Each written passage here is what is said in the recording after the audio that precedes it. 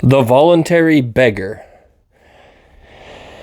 When Zarathustra had left the ugliest man, he felt frozen and lonely, for much that was cold and lonely passed through his mind and made his limbs, too, feel colder. But as he climbed on and on, up and down, now past green pastures, then again over wild stony places where an impatient brook might have once made its bed, all at once he felt warmer and more cheerful again. What happened to me? He asked himself. Something warm and alive refreshes me, something that must be near me. Even now I am less alone. Unknown companions and brothers roam about me. Their warm breath touches my soul. But when he looked around to find those who had comforted his loneliness, behold, they were cows, standing together on a knoll. Their proximity and smell had warmed his heart. These cows, however, seemed to be listening eagerly to a speaker, and did not heed him that was approaching. But when Zarathustra had come quite close to them, he heard distinctly that a human voice was speaking in the middle of the herd, and they had evidently all turned their heads toward the speaker.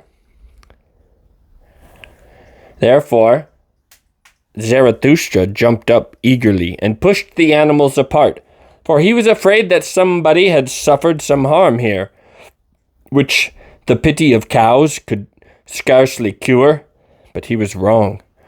For behold, there sat a man on the ground, and he seemed to be urging the animals to have no fear of him. A peaceful man and a sermonizer on the mount, out of whose eyes goodness itself was preaching. "What do you seek here?" shouted Zarathustra, amazed.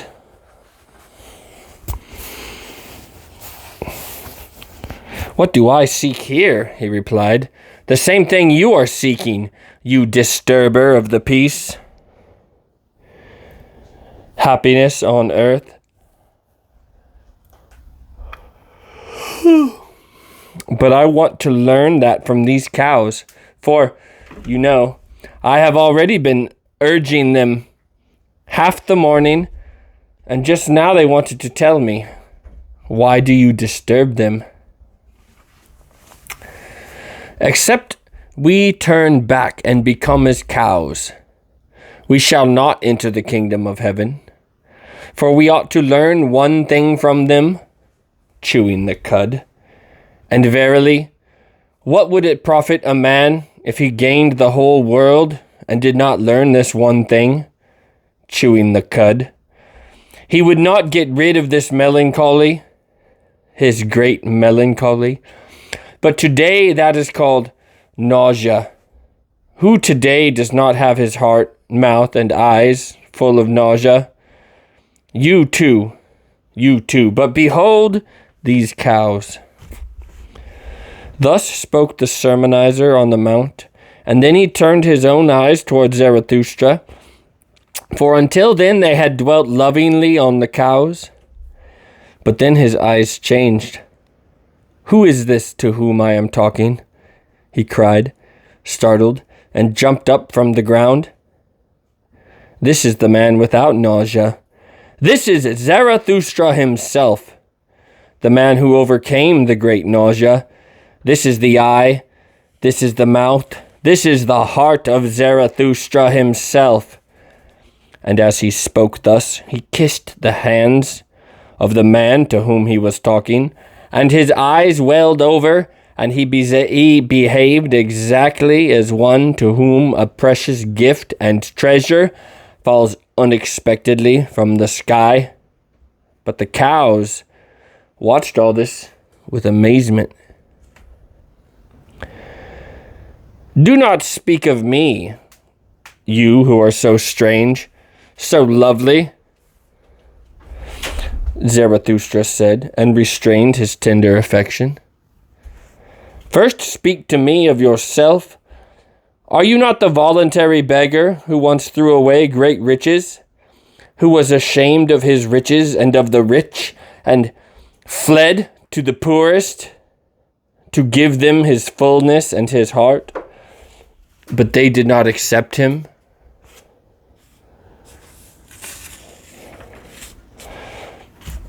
But they did not accept me, said the voluntary beggar.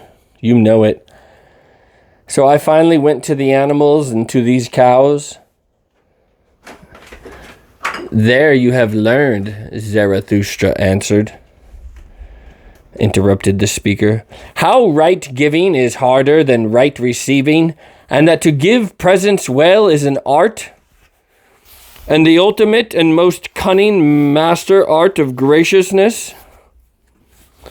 Especially today, answered the voluntary beggar. Today, I mean, when everything base has become rebellious and shy and, in its own way, arrogant. I mean, in the way of the mob. For the hour has come, you know it, for the great, bad, long, slow revolt of the mob and slaves. It grows and grows. Now the base are outraged by any charity and any little giving away, and the over-rich should become aware. Whatever drips today, like the bulging bottles out of all too narrow necks, such bottles they like to seize today to break their necks. Lascivious greed, galled envy, aggrieved vengefulness, mob pride, all that leapt into my face. It is no longer true that the poor are blessed, but the kingdom of heaven is among the cows. And why is it not among the rich? Asked Zarathustra temptingly as he warded off the cows, which were breathing trustingly on the peaceful man. Why do you tempt me? He replied. You yourself know it even better than I. What was it after all that drove me to the poorest, O Zarathustra? Was it not that I was nauseated by our richest men, by the convicts of riches who picked up their advantages out of any rubbish, with cold eyes, lewd thoughts, by this rabble that stinks to high heaven, by this gilded false mob, whose fathers have been pickpockets or carrion birds or rag pickers, with women obliging, lascivious, and forgetful, for none of them is too far from the whores. Mob above and mob below. What do poor and rich matter today? This difference I have forgotten. I fled further, ever further, till I came to these cows.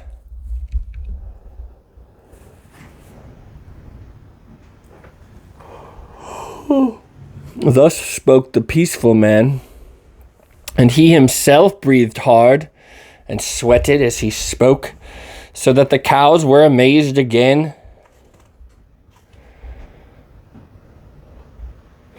But Zarathustra kept looking into his face, smiling as he spoke so harshly, and silently he shook his head.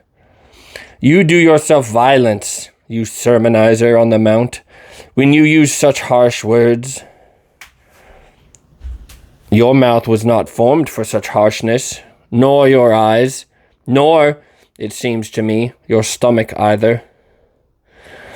It is offended by all such wrath and hatred and frothing. Your stomach wants gentler things. You are no butcher. You seem much more like a plant and root man to me. Perhaps you gnash grain. Certainly, however, you are averse to the joys of the flesh, and you love honey. You have unriddled me well, answered the voluntary beggar, his heart relieved. I love honey. I also gnashed grain, for I sought what tastes lovely and gives a pure breath. Also what takes a long time, a day's and a mouth's work for gentle idlers and loafers.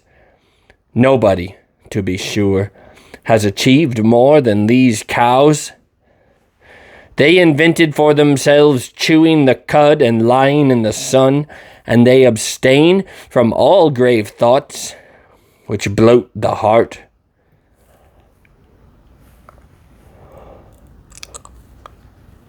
Well then, said Zarathustra, you should also see my animals, my eagle and my serpent. Their life is not to be found on earth today. Behold, there goes the way to my cave. Be its guest tonight, and talk with my animals of the happiness of animals, till I myself return home. For now, a cry of distress urgently calls me away from you. You will also find new honey in my cave. Ice fresh golden comb honey. Eat that. But now, quickly take your leave from your cows. You who are so strange, so lovely, though it may be hard for you, for they are your warmest friends and teachers. Excepting one whom I love still more, answered the voluntary beggar. You yourself are good, and even better than a cow, O Zarathustra. Away with you, you wicked flatterer, Zarathustra cried with malice. Why do you corrupt me with such praise and honeyed flattery?